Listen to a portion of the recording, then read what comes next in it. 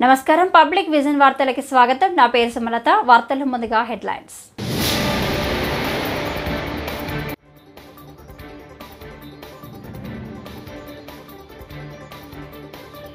పల్నాడులో పర్యటిస్తున్న సీఎం చంద్రబాబు లబ్ధిదారులకు పెన్షన్లు పంపిణీ.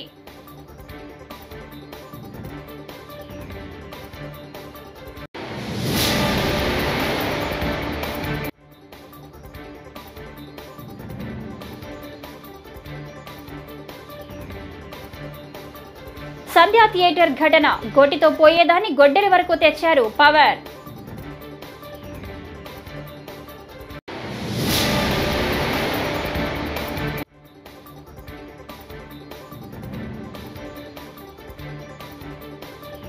తిరుమల శ్రీవారిని దర్శించుకున్న శివరాజ్ సింగ్ చౌహాన్ దంపతులు.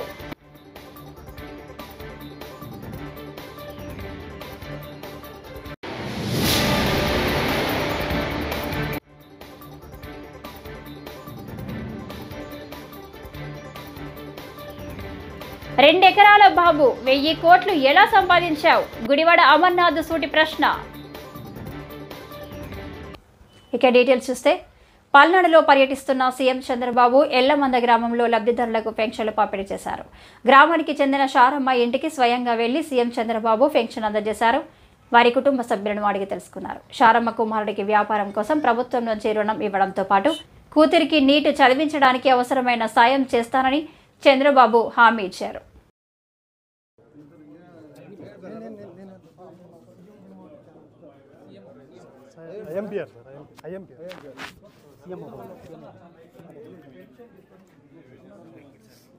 మీ హస్బెండ్ చనిపోయాడు, కరోనా వచ్చి చనిపోయాడు. కరోనా సమయంలో సెకండ్ వేవ్. అంటే ఎంత ఏజ్ ఎంత అప్పటికైంది? ఏమన్నా అలవాట్లు ఏమైనా ఉన్నాయా? తాగుడు కానీ అవన్నీ?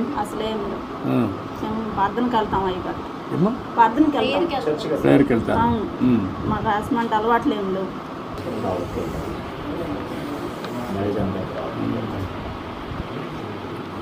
ఇప్పుడు మీ ఇంటి మీద సోలార్ పెట్టిస్తే పెట్టుకుంటారమ్మా? సోలార్ పెట్టిచ్చేస్తే కరెంట్ బిల్లు కట్టే పని ఉండదు. ఇంకేంటమ్మా, ఏంటి చెప్పండి మీ కష్టాలు? మా బాబుని చదివించుకోవాలనుకుంటున్నాను. ముఖ్యంగా వాళ్ళ కోసమే నేను ఇంత ప్రయాసపడుతున్నాను. నా బిడ్డల కోసమే, ముఖ్యంగా నా బిడ్డలు చదివించుకోవడం కోసం. నేను ఆయాంలో 5 సంవత్సరాల్లో 5 సంవత్సరాల కాలంలో మన ప్రభుత్వంలో చేర్చినప్పుడు ఇల్లు కట్టించుకున్నాను. అప్పుడు జరిగిన మళ్ళీ 5 సంవత్సరాల కాలంలో మాకైతే అందుబాటులోకి రాలేదు. మేము చాలా ఇబ్బంది పడ్డాం కరోనా టైంలో. ఆ టైంలో పడ్డప్పుడు మమ్మల్ని ఎవరు ఆదుకున్నది కూడా ఎవరు రాలేదు. 5 సంవత్సరాల పాలనలో కూడా అప్పుడు 50,000 కరెంటు బిల్లు కట్టేనే మీకు పింఛన్ ఇస్తాము, లేకపోతే మేయం. సచివాలయంలోకి వచ్చిన పింఛన్ ఎన్నికెళ్ళిపోయింది. ఎన్నికెళ్ళిపోతే 50,000 బిల్లు కట్టమంటా. సంధ్యా థియేటర్ వద్ద జరిగిన తొక్కిసలాట ఘటన, సినీ నటుడు అల్లు అర్జున్ అరెస్టుపై ఆంధ్రప్రదేశ్ ఉప ముఖ్యమంత్రి పవన్ కళ్యాణ్ స్పందించారు. మంగళగిరిలో మీడియాతో చిట్చాట్ ఆయన మాట్లాడారు. గోటితో పోయేదాన్ని గొడ్డలి వరకు తెచ్చారని వ్యాఖ్యానించారు. They want to go back to their home, ఇంటికి వెళ్ళి they want over dinner అలా ఇంట్లో కూర్చొని ఆ ఎక్స్పీరియన్స్ షేర్ చేసుకుంటే అలాంటి ఈవినింగ్ ఇట్ వెంట ఒక కుటుంబంలో చాలా బాధాకరమైంది. దీనికి ఏమి చేసి ఉండాల్సిందంటే, గోటితో పోయేది గొడ్డలతో అంటే ఆ ముందే నెక్స్ట్ డే వాళ్ళ ఇంటికి వెళ్ళిపోయే హీరోకి కూడా తెలియకర్లా, అల్లు అర్జున్ గారు కూడా తెలియకర్లా, ఇంకా ఎవరన్నా వెళ్ళి డైరెక్టర్ ప్రొడ్యూసర్స్ వెళ్ళి మీ బాధలో మేము ఉన్నామని చెప్పున్నారు. Let it be director, let it be producers, ఆ ఎంటైర్ ఫిల్మ్ యూనిట్ వెళ్ళి చెప్పుకుంటుంటే ఫస్ట్ అది రప్చర్ అవ్వకుండా ఉండేది. మేబీ అది చేశారు లేదు నాకు తెలియదు. దిస్ వాట్ ఐ ఫీల్, నాకు తెలియదు చేశారా అది. మనం అలా కాదు, అలా దీన్ని చిన్నగా చేయకూడదు. ఒకసారి ఏమైపోతుంటే మనం తిట్లు తినాలి. ఒకసారి ఇలాంటి సిచ్యువేషన్లో నేను it's not that I had never faced it. I also had faced it. చనిపోలేదు కానీ నలిగిపోతుంటాను. నేనే చాలాసార్లు జర్నలిస్ట్ నలిపి నేను పక్కన నవ్వుతాను.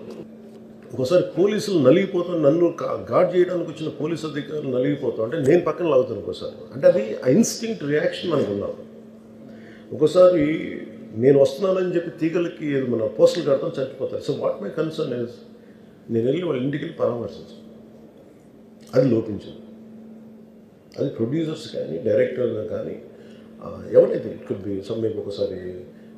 కేంద్ర మంత్రి శివరాజ్ సింగ్ చౌహాన్ తిరుమల శ్రీవారిని దర్శించుకున్నారు. వైకుంఠ క్యూ కాంప్లెక్స్ సుపథం ప్రత్యేక మార్గం ద్వారా ఆలయంలోకి వెళ్లిన కేంద్ర మంత్రి దంపతులు స్వామివారి సేవలో పాల్గొన్నారు. తితిదే అధికారులు ఆయనకు స్వాగతం పలికి దర్శన ఏర్పాట్లు చేశారు. అనంతరం గర్భాలయంలో స్వామివారిని దర్శించుకున్న శివరాజ్ సింగ్ చౌహాన్ కు ఆలయ అధికారులు స్వామివారి తీర్థ ప్రసాదాలు అందజేశారు.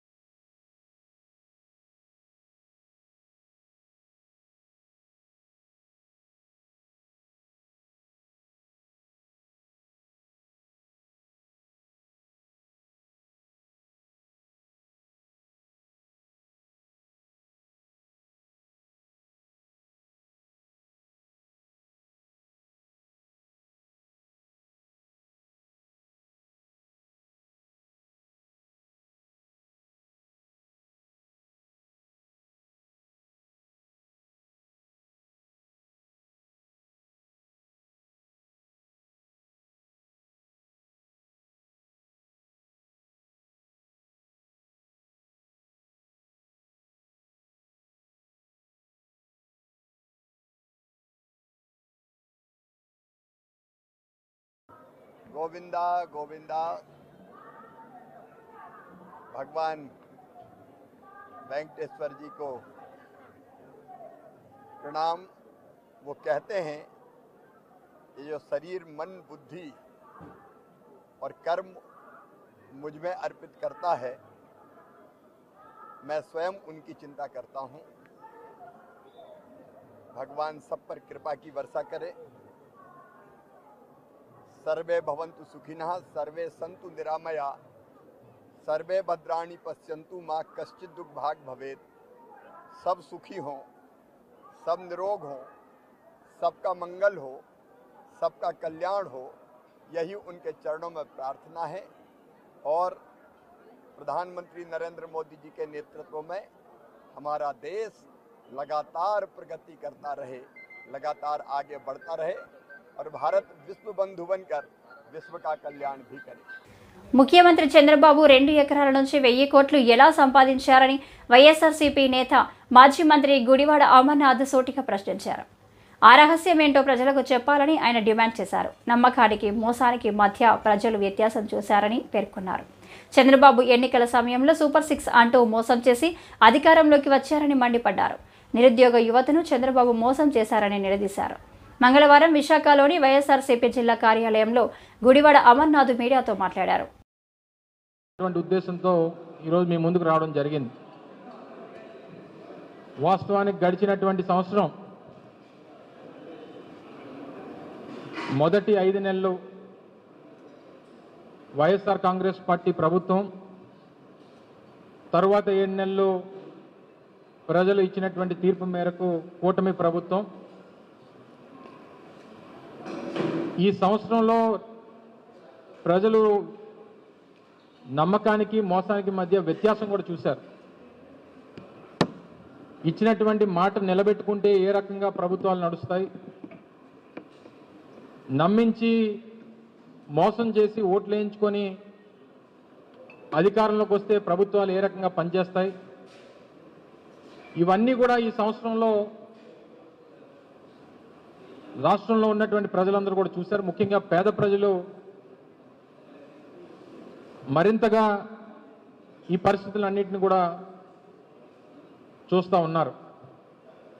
వాస్తవానికి వైఎస్ఆర్ కాంగ్రెస్ పార్టీకి ఈ సంవత్సరం అనేక చేదు జ్ఞాపకాలు మిగిల్చినప్పటికీ అనుకోనటువంటి ఫలితాలు ఎదురైనప్పటికీ గడిచినటువంటి 5 సంవత్సరాలుగా 2019 నుంచి 24 మే వరకు ప్రజలు ఇచ్చినటువంటి తీర్పు మేరకు ప్రజలకు చేసినటువంటి అనేక కార్యక్రమాలు, వ్యవస్థలో తీసుకొచ్చినటువంటి అనేక మార్పులు, పేదవాడికి అందించినటువంటి అనేక సంక్షేమ పథకాలు, రాష్ట్ర అభివృద్ధికి చేసినటువంటి అనేక నిర్ణయాలు,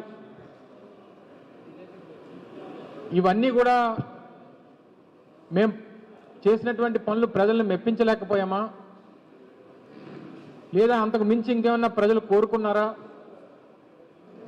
లేదా కూటమి ప్రభుత్వం ఎన్నికల్లో ఇచ్చినటువంటి హామీలకి మోసపోయారా, ఎన్నికల్లో వచ్చినటువంటి ఫలితాలు అనేక రకాలుగా మా పార్టీలో జగన్మోహన్ రెడ్డి గారి నాయకత్వంలో సమీక్షించుకునేటువంటి దానికి మొన్న ఎన్నికల ఫలితాలు అనేక పాఠాలని గుణపాఠాలని నేర్పించాయనేటువంటి దాంట్లో ఏ రకమైనటువంటి సందేహం లేదు. మీ అందరికీ తెలుసు, రావడమే మేము అధికారంలోకి వచ్చిన తర్వాత సచివాలయ వ్యవస్థను కానీ, తద్వారా 1,30,000 మందికి ఉద్యోగ అవకాశాలు కానీ, లేదా గ్రామాల్లో పట్టణాల్లో ప్రజలకి ప్రభుత్వాన్ని చేరువ చేసేటువంటి దానికి వాలంటీర్ వ్యవస్థ ద్వారా మాదక ద్రవ్య రహిత సమాజమే లక్ష్యంగా కృషి చేస్తున్న తెలంగాణ ప్రభుత్వానికి సహకరించాలని నటుడు ప్రభాస్ పిలుపునిచ్చారు. మనల్ని ప్రేమించేవారు ఉండగా డ్రగ్స్ అవసరమా డార్లింగ్స్ అని ప్రశ్నించారు. ఈ మేరకు స్పెషల్ వీడియో విడుదల చేశారు. తెలిసిన వారు ఎవరైనా డ్రగ్స్కు బానిసలైతే 8712671111 నంబర్కి కాల్ చేసి చెప్పాలని విజ్ఞప్తి చేశారు. లైఫ్లో మనకి బోల్డైన ఎంజాయ్మెంట్స్ ఉన్నాయి, కావలసినంత ఎంటర్టైన్మెంట్ ఉంది.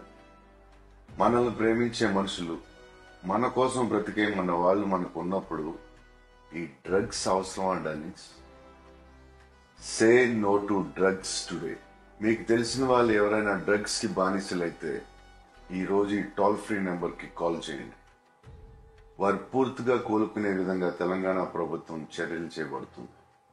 మైలవరం నియోజకవర్గంలో 47,311 మందికి 20,13,08,500 రూపాయల సొమ్ము పంపిణీ చేసినట్లు ఎమ్మెల్యే వసంత వెంకటకృష్ణ ప్రసాద్ స్పష్టం చేశారు. మంగళవారం ఇబ్రహీంపట్నం మండలం పరిధిలోని గ్రామంలో ఎన్టీఆర్ భరోసా సామాజిక పెన్షన్ల సొమ్ము పంపిణీ కార్యక్రమంలో పాల్గొన్న ఆయన మీడియాతో మాట్లాడుతూ ఎన్నికల ప్రచారంలో ఇచ్చిన హామీ నిలబెట్టుకున్న నేత ముఖ్యమంత్రి చంద్రబాబు నాయుడు అని అన్నారు. నమస్కారం.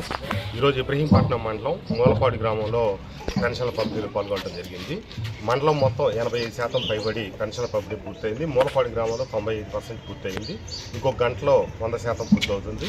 చంద్రబాబు నాయుడు గారి ఆదేశానుసారం ప్రజాప్రతినిధులు కొన్ని చోట్ల గ్రామాల్లో పాల్గొంటున్నాం. ఆ రకంగా ఈరోజు నేను వచ్చి పాల్గొనడం జరిగింది. ఈ ప్రభుత్వం హయాంలో ఎవరైతే ఒకళ్ళ భర్త చనిపోతే వెంటనే భార్యకి అదే రోజు నుంచి పెన్షన్ అందించడం, ఆ రకంగా కూడా మండలంలో 4 పెన్షన్లు మంజూరైనవి. వాటికి గాను 3 ఇవ్వడం జరిగింది. 4వది మూలపాటి గ్రామంలో ఉంది, అది రేపేళ్ళ ఇంట్లో వాళ్ళకి కూడా ఇస్తారు. ఈ రకంగా పెన్షన్దారులు ఎవరైతే ఉన్నారో వారికి తక్షణం భరోసా కల్పించినట్టు ముఖ్యమంత్రి చంద్రబాబు నాయుడు గారు తీసుకున్న చొరవ వల్ల ఈరోజు వాళ్ళు భరోసాగా ఉండగలుగుతూ ఉన్నారు. ముఖ్యమంత్రి గారికి ధన్యవాదాలు తెలియజేస్తూ తప్పకుండా అభివృద్ధి, సంక్షేమం 2 కళ్ళుగా ఈ ప్రభుత్వం ముందుకు సాగుతుందని తెలియజేస్తున్నాను. Thank you. ప్రభుత్వ పాఠశాలలో ప్రాథమిక విద్య నుంచి ఆంగ్ల మాధ్యమ అమలుపై ప్రపంచ తెలుగు రచయితల మహాసభల్లో తెలుగుదేశం పార్టీకి చెందిన కొందరు మేధావులు చేసిన వ్యతిరేక వ్యాఖ్యలు వారి అహంకార మనస్తత్వాన్ని చాటుతున్నాయని వైఎస్ఆర్సీపీ రాష్ట్ర అధికార ప్రతినిధి జూపూడి ప్రభాకర్ ఆక్షేపించారు. గ్రామీణ ప్రాంతాల్లోని విద్యార్థులు ప్రపంచ స్థాయి అవకాశాలను అందుకోవాలంటే ఆంగ్లంలో నిష్ణాతులు కావాలని గత మాజీ సీఎం వైఎస్ జగన్ ముందు చూపుతో ఆ నిర్ణయాన్ని అమలు చేశారని ఆయన వెల్లడించారు. అందుకోలేకపోతే ఈ రాష్ట్రం కానీ ఈ దేశం కానీ వెనకబడిపోతూనే ఉంటుంది. Since English is the linking language to the world, ప్రపంచాన్ని కనెక్ట్ చేయగలిగినటువంటి లాంగ్వేజ్ ఇంగ్లీష్. కాబట్టి చాలామంది రూరల్లో ఉన్నటువంటి విద్యార్థులు, వాళ్ళ తల్లిదండ్రులు ఆశపడుతూ ఉన్నారు, బాధపడుతూ ఉన్నారు. ఏదన్నా పోటీ పరీక్షలు రాయాలంటే తెలుగు మీడియంలో చదువుకున్నాం, అంతా ఇంగ్లీష్ అయిపోయింది, ఇంగ్లీష్ అసలు అర్థం కావట్లేదు, ఇంటర్మీడియట్ దాటితే తప్ప, డిగ్రీకి వస్తే తప్ప ఇంగ్లీష్ మీడియం మళ్ళీ ఏబీసీడీలు నేర్చుకోవాలని దశలోకి వెళ్తూ ఉన్నాం. కాబట్టి ప్రభుత్వాలు ఏమైనా చేస్తే బాగుంటుంది. మొట్టమొదటి నుంచి మేము కూడా, మా తల్లిదండ్రులు కూడా పేదవాళ్ళు కాకుండా కొద్దిగా ఉన్నవాళ్ళు అయితే నారాయణ లాంటి స్కూలుకో, చైతన్య స్కూలుకో ఇంగ్లీష్ మీడియం పంపించేవాళ్ళు, యూనిఫామ్ వేసుకునేవాళ్ళం. కాబట్టి ఇది మాకు ఒక శాపంగా మారిందని భావిస్తున్న నేపథ్యంలో ప్రజల తరపున ప్రభుత్వంగా ప్రజల మొత్తానికి ఒక తండ్రిగా భావించి ఆనాడు జగన్మోహన్ రెడ్డి గారు GO number 85 in education department English medium అనేదాన్ని ఎలిమెంటరీ స్కూల్ నుంచే ఇంట్రడ్యూస్ చేయడం జరిగింది. ఇంగ్లీష్ మీడియంతో పాటు తెలుగు మీడియం చదువుకునే వాళ్ళు కూడా తెలుగు మీడియాన్ని దాన్ని ఆప్షన్ చేసుకోవచ్చు. ఆయన ఎక్కడ తెలుగును వద్దనలేదు, కానీ ఇంగ్లీష్ దాన్ని నేర్పించాల్సిన అవసరం ఉంది. కరికులాలు మారిపోతూ ఉన్నాయి, విద్యా విధానాలు మారిపోతూ ఉన్నాయి. చైనా అలాంటి దేశాలే ఇంగ్లీష్ నేర్చుకొని ప్రపంచ వ్యాపారంలోకి వచ్చేసాయి, అద్భుతంగా ప్రపంచాన్ని ఏలుతూ ఉన్నాయి. కానీ ఏ కాంపిటేటివ్ ఎగ్జామ్స్ రాయాలన్నా ఇంగ్లీష్లో అన్నీ జరుగుతూ ఉన్నాయి. కాబట్టి ఇంగ్లీష్ ఈజ్ కంపల్సరీ అన్న నేపథ్యంలో ఆ రోజు జగన్మోహన్ రెడ్డి గారి ప్రభుత్వం తీసుకున్న నిర్ణయాన్ని ఆ రోజు కొంతమంది తెలుగుదేశం పేరుతోటో, మేధావుల పేరుతోటో కొంతమంది దాన్ని విభేదించి కొన్ని చర్చాగోష్ఠులు పెట్టి దాన్ని హైకోర్టు దాకా వెళ్ళి ఆ జీవోను కూడా ఆపడం జరిగింది. కానీ సుప్రీంకోర్టుకి ప్రభుత్వం జగన్మోహన్ రెడ్డి గారు వెళ్ళటం, ప్రజల తరపున హైకోర్టు. అన్నమయ్య జిల్లా మదనపల్లి ఫైల్స్ దగ్ధం కేసులో కీలక పరిణామం చోటు చేసుకుంది. సబ్ కలెక్టర్ కార్యాలయ సీనియర్ అసిస్టెంట్ గౌతమ్ తేజ్ను సోమవారం పలమనేరు కమాండ్ కంట్రోల్ వద్ద అరెస్ట్ చేసినట్లు సిఐడి డీఎస్పీ వేణుగోపాల్ ప్రకటించారు. నిందితుడికి సహకరించిన కేసుతో సంబంధం ఉన్న ప్రతి ఒక్కరిని విచారించి చర్యలు తీసుకుంటామని డీఎస్పీ వెల్లడించారు. నిందితుడిని చిత్తూరు మున్సిఫ్ కోర్టులో హాజరుపరచగా 14 రోజులు రిమాండ్ విధించారు.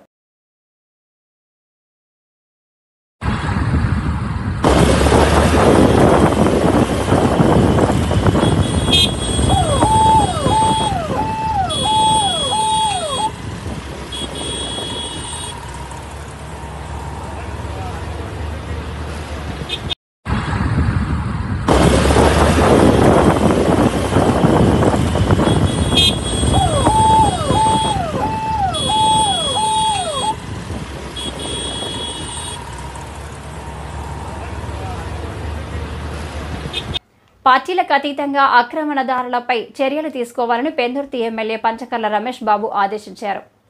సోమవారం నియోజకవర్గ పరిధిలో కేఎన్ పాలెంలో నిర్వహించిన రెవెన్యూ సదస్సులో ఎమ్మెల్యే పాల్గొన్నారు. ఆక్రమణలను తొలగించి హక్కుదారులకు న్యాయం చేయాలన్నారు. భూ సమస్యలను పరిష్కరించి ప్రభుత్వానికి మంచి పేరు తీసుకురావాలన్నారు. రెవెన్యూ సంస్థలపై ముఖ్యమంత్రి చంద్రబాబు ఆరా తీస్తున్నారని తెలిపారు. ఆక్రమదారులకు పార్టీలు లేవండి, కులాలు లేవండి, మతాలు లేవండి, వర్గాలు లేవు.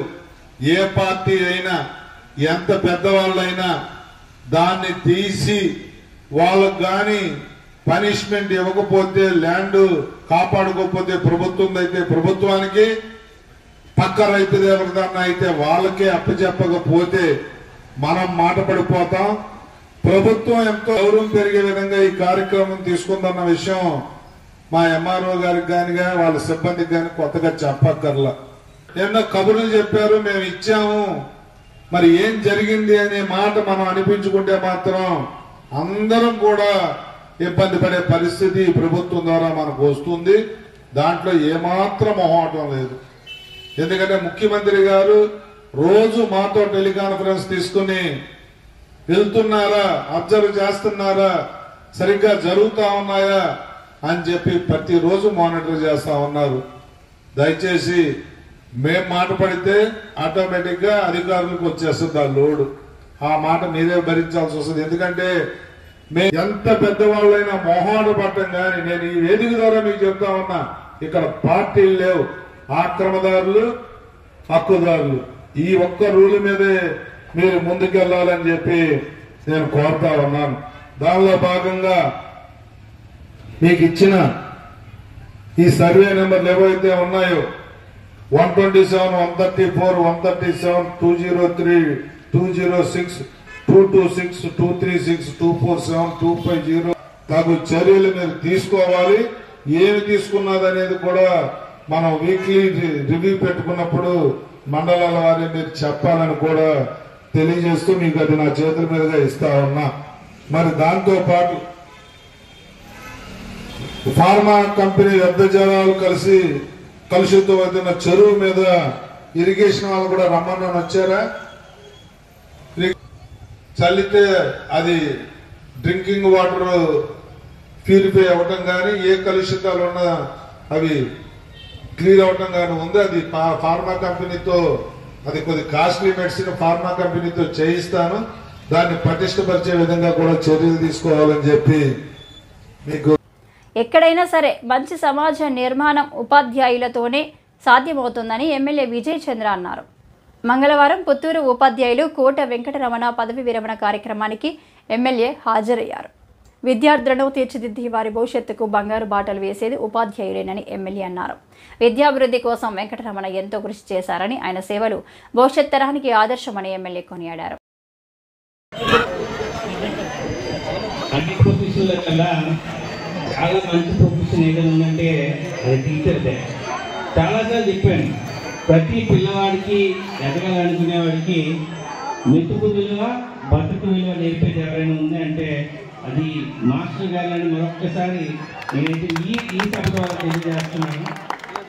మీరు అంటే కరెక్ట్గా అనమాట, వేడిగా ఉండేటప్పుడు ఇనుముని వంచాలనేటప్పుడు కరెక్ట్గా ఉండే వాళ్ళు ఎవరు, ఎంత టాలెంట్ ఉందని తల్లిదండ్రుల కంటే ఎక్కువగా నిర్ణయించేది, గుర్తించేది అది ఉపాధ్యాయులే. ఉపాధ్యాయుల ప్రోగ్రాం ఏదైనా కూడా నేను ఎప్పుడు కూడా కాదనకుండా వస్తాను, ఎంత ప్రోగ్రాంలు ఉన్నా. ఎందుకంటే నా జీవితంలో మాట్లాడినప్పుడు ఉపాధ్యాయులు చాలా ప్రధాన పాత్ర ఉంది కాబట్టి ఉపాధ్యాయులకు ఆ రెస్పెక్ట్ ఎప్పుడు కూడా ఇస్తుంటుంటాను. మాస్టర్ గారు ఇప్పటికిప్పుడే చెప్తున్నాను, మీరైతే రిటైర్ అయితే కానీ ఇంకా టైర్ అవ్వలేదు, చాలా చేయాల్సిన అవసరం ఉంది అని. మీకు మరొకసారి పదవి విరమణ శుభాకాంక్షలు. మేడం గారికి ఇంకా మీరు ఇంకా ఆలోచించే పని లేదమ్మా, వెళ్తారు వస్తారని, 20 రోజులు అయితే మీ దగ్గరే ఉంటారు అనుకుంటున్నాను. సో నూతన సంవత్సరంలో జిల్లాను రక్తహీనత నుంచి విముక్తి కల్పించడమే లక్ష్యమని మన్యం జిల్లా కలెక్టర్ ఏ శ్యామ్ ప్రసాద్ పేర్కొన్నారు. జిల్లా కలెక్టర్ మంగళవారం కలెక్టరేట్లో ఏర్పాటు చేసిన మీడియా సమావేశంలో 2024 సంవత్సరంలో చేపట్టిన కార్యక్రమాలను, 2025లో నూతన ప్రణాళికలను తెలియజేశారు. రక్తహీనత నియంత్రణలపై జిల్లా యంత్రాంగం దృష్టి సారించిందన్నారు. గ్రామ స్థాయిలో కమిటీలు ఏర్పాటు చేయడం జరిగిందని అన్నారు.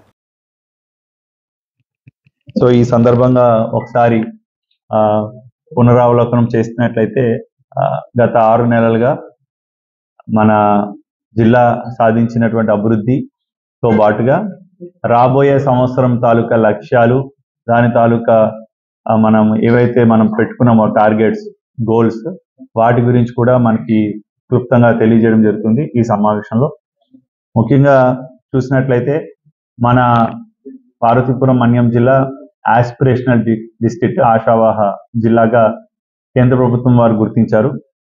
దీంట్లో ముఖ్యంగా ఒక 9 పారామీటర్స్లో మనం సాచ్యురేషన్ మోడ్లో, అంటే 100% ఆ గోల్స్ని మనం అచీవ్ చేసినట్లయితే మనం ఆస్పిరేషనల్ డిస్ట్రిక్ట్గా అది లక్ష్యం సాధించిన వాళ్ళం అవుతాం.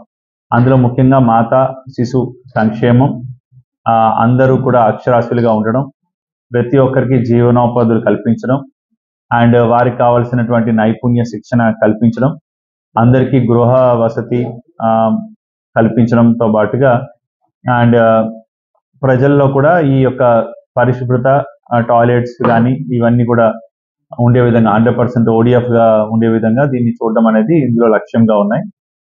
సో దాంట్లో చూసినట్లయితే మనం ఈ సంవత్సరం బామిని బ్లాక్, ఆస్పిరేషనల్ బ్లాక్ ప్రోగ్రాంలో భాగంగా బామిని బ్లాక్ సౌత్ ఇండియాలో ఇచ్చిన 6 పారామీటర్స్కి 6 పారామీటర్స్ 90% పైగా అచీవ్ చేసినందుకు గాను సౌత్ ఇండియాలో దానికి ఫస్ట్ ప్రైజ్ రావడంతో పాటుగా 1.5 crores కూడా ఇన్సెంటివ్ నీతి ఆయోగ్ వారు మనకి అది ఇవ్వడం జరిగింది. దానితోటి మనం కొంత అంగన్వాడీ కేంద్రాలు కానీ, వాటర్ హార్వెస్టింగ్ స్ట్రక్చర్స్ కానీ, లేదంటే చిన్న చిన్న ఉపాధి అవకాశాలు కల్పించే విధంగా మహిళా సంఘాలకు ఏమైనా తోడ్పాటు ఇవ్వడానికి కానీ, లేదంటే అక్కడ పత్తి ఎక్కువగా ఉంది కాబట్టి పత్తిని నిల్వ పెట్టే కేంద్రాలు, స్టోరేజ్ సెంటర్స్ కానీ, లేదంటే అక్కడ నేచురల్ ఫార్మింగ్ని ప్రమోట్ చేసే విధంగా కొన్ని కార్యక్రమాలు కానీ చేసుకోవచ్చు.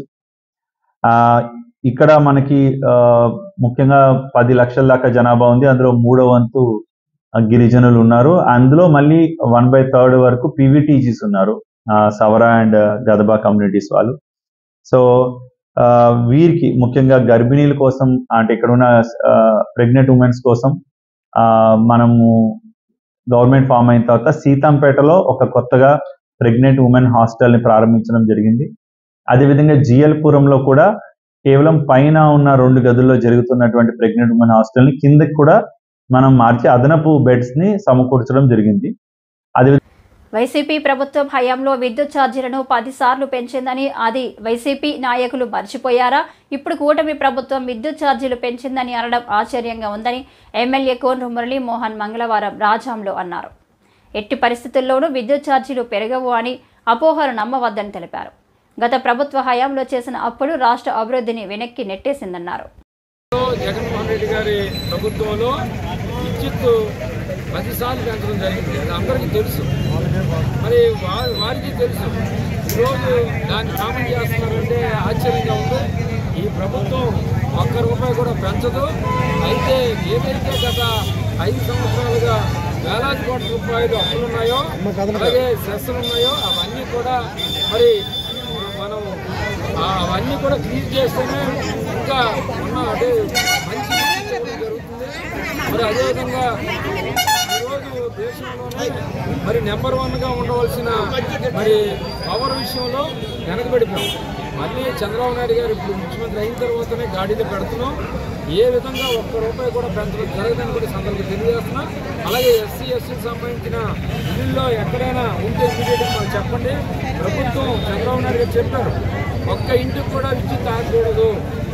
అవన్నీ ఏమైనా ఉంటే ఇమీడియట్గా మాకు ఇన్ఫర్మేషన్ ఉంటుంది. ప్రజాప్రతినిధి ఇమీడియట్గా ప్రతి ఎస్సీ ఎస్టీ ఇంటికి 200 యూనిట్ల వరకు ఖచ్చితంగా ఉచితంగా ఉంటుందని సందర్భంగా తెలియజేస్తాం. ఈ వార్తలు ఇంతటితో సమాప్తం. నమస్కారం.